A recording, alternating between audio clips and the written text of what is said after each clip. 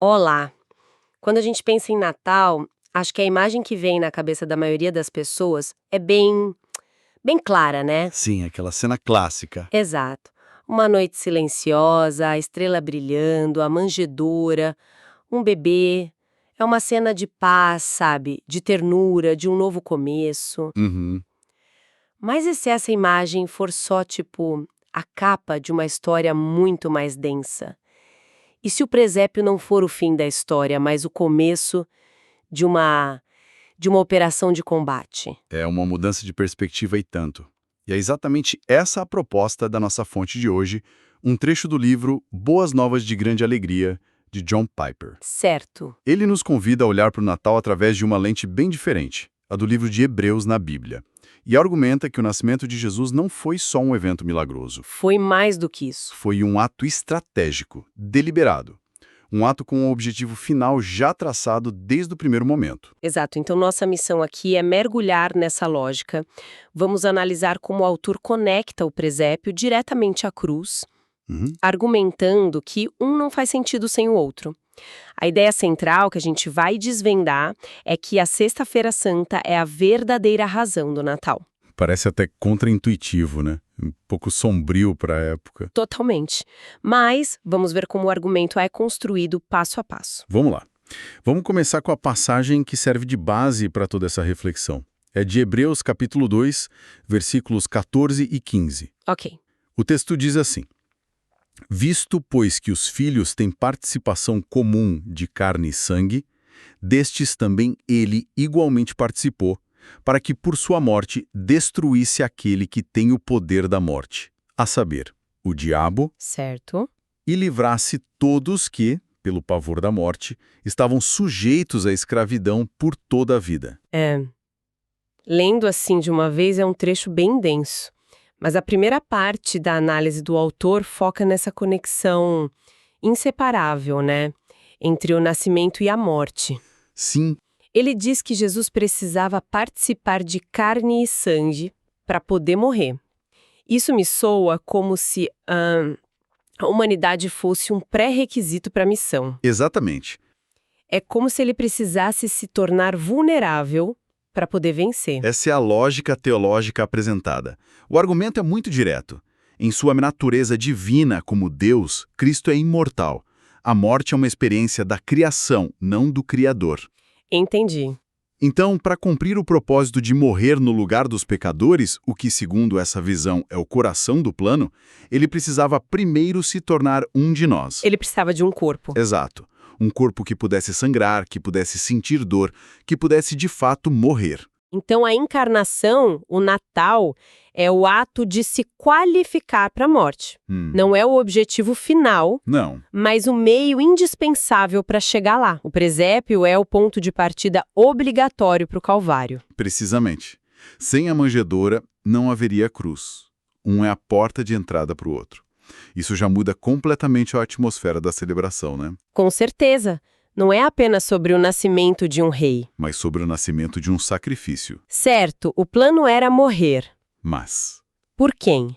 A passagem começa de forma bem específica. Visto, pois, que os filhos têm participação comum de carne e sangue. A palavra filhos chama atenção. sim, Não diz toda a humanidade, mas os filhos. A fonte explora essa distinção. sim, e esse é um ponto bem crucial na teologia que o Piper apresenta. Ele argumenta que o termo filhos aqui se refere à descendência espiritual de Cristo. Aqueles que a Bíblia chama de filhos de Deus. Exatamente. E isso cria uma tensão interessante, porque parece contradizer outros versículos muito famosos. Como o famoso João 3,16. Porque Deus amou ao mundo de tal maneira... Que sugere um amor universal para todos. Exato. A fonte coloca esses dois conceitos lado a lado, sabe? Não como uma contradição, mas como duas faces da mesma moeda. Como assim? Por um lado, há o amor universal de Deus e uma oferta genuína de salvação estendida ao mundo inteiro, como em João 3,16. É um convite aberto. Ok. Por outro lado, o autor cita João 11,52, que diz que Jesus morreria para reunir em um só corpo os filhos de Deus que andam dispersos. Entendi. Então, na visão na fonte, é como se houvesse uma oferta ampla para o mundo, mas com um propósito específico e garantido de resgatar um grupo particular, os filhos. Isso. E a fonte esclarece como alguém se torna um desses filhos. Sim, ele cita João 1,12, para dizer que se tornar um filho de Deus é uma questão de receber Cristo, de crer nele. Então a porta está aberta a todos que aceitam o convite. Certo. O ponto central é que a missão de Jesus, desde o início, tinha esse foco deliberado: vir ao mundo para buscar e salvar esse grupo específico. Ok, então a missão era para os filhos. Mas a parte que sempre me impressiona e que desafia a nossa compreensão é como ele executou essa missão. O texto diz que destes, carne e sangue, também ele igualmente participou. Ah, sim. A ideia de um ser eterno, divino, se tornando um de nós, de carne e osso, é monumental. É o coração do mistério da encarnação. E a fonte dedica bastante atenção a isso. Primeiro, ela afirma a pré-existência de Cristo. Ou seja, antes do bebê na manjedoura, ele já existia. Exatamente. Ele já existia eternamente como a palavra, que, como diz João 1,1, estava com Deus e era Deus. O ato de tomar carne e sangue é descrito como o momento em que essa divindade eterna se revestiu de humanidade. E o texto enfatiza que não foi uma transformação, né? Tipo, ele não deixou de ser Deus para se tornar homem. De forma alguma. Esse é o ponto que a fonte chama de grande mistério, e que é um pilar da fé cristã. Ele se tornou plenamente homem, mas permaneceu plenamente Deus. 100% Deus e 100% humano. Sim, simultaneamente. Não foi uma mistura que diluiu as naturezas, nem uma substituição. Essa ideia, aliás, foi um dos debates mais intensos e divisivos dos primeiros séculos da Igreja. Imagino. Concílios foram convocados para definir essa doutrina. Entender isso errado, segundo os teólogos da época, comprometeria todo o plano de salvação. Porque se ele não fosse plenamente humano, a morte dele não nos representaria. Isso. E se não fosse plenamente Deus, sua morte não teria poder para salvar. É uma balança delicada. Exatamente. A salvação nessa visão depende dessa união paradoxal das duas naturezas em uma só pessoa. E essa união nos leva diretamente ao propósito de tudo isso. A passagem continua. Para que por sua morte destruísse aquele que tem o poder da morte, a saber, o diabo. Isso soa como uma estratégia de guerra. Mas a fonte descreve isso mais como um drama de tribunal, certo? Essa analogia é perfeita. A imagem não é de um monstro, mas de um promotor. Isso mesmo. O mecanismo de destruição do diabo, conforme o texto, é jurídico, não físico. O poder do diabo sobre a humanidade reside na capacidade dele de nos acusar diante de Deus. Certo. E qual é a base para essa acusação? O nosso pecado. O pecado é a prova do crime, a evidência que ele apresenta para exigir a nossa condenação. Então, se o pecado é a munição do diabo, a morte de Cristo esvazia completamente o arsenal dele. É a metáfora exata que a fonte usa. A morte de Cristo é vista como o pagamento completo da dívida do pecado. Ela cobre todo o nosso pecado. Entendi. Uma vez que o pecado é removido da equação, a principal arma do diabo é tirada da mão dele. Ele não tem mais uma base legal para nos acusar. O promotor perde o caso. Perde o caso porque a evidência foi anulada. Gosto dessa imagem que você usou. O diabo se torna um acusador sem um caso para apresentar. E a fonte reforça isso com outras passagens, como Romanos 8,33, que diz: quem tentará acusação contra os eleitos de Deus? É Deus quem os justifica. É uma pergunta retórica. Sim, claro, ninguém pode, por quê? Porque o juiz já declarou o réu inocente. E como Romanos 5,9 responde, fomos justificados pelo seu sangue. A vitória, portanto, é uma vitória legal, que tira do diabo seu poder de condenação, que é o verdadeiro poder da morte. A imagem do tribunal deixa tudo muito claro. A dívida foi paga, o caso foi encerrado. O que nos leva à consequência final e mais prática, né, de tudo isso. Sim. Como essa vitória teológica se traduz na nossa experiência de vida? A passagem termina dizendo que o objetivo era livrar todos que, pelo pavor da morte, estavam sujeitos à escravidão por toda a vida. Essa é a aplicação existencial de toda a doutrina. A fonte argumenta que o medo da morte é a escravidão fundamental da condição humana. É verdade. É um medo que paira sobre tudo, que molda nossas decisões, gera ansiedade, nos impede de viver plenamente.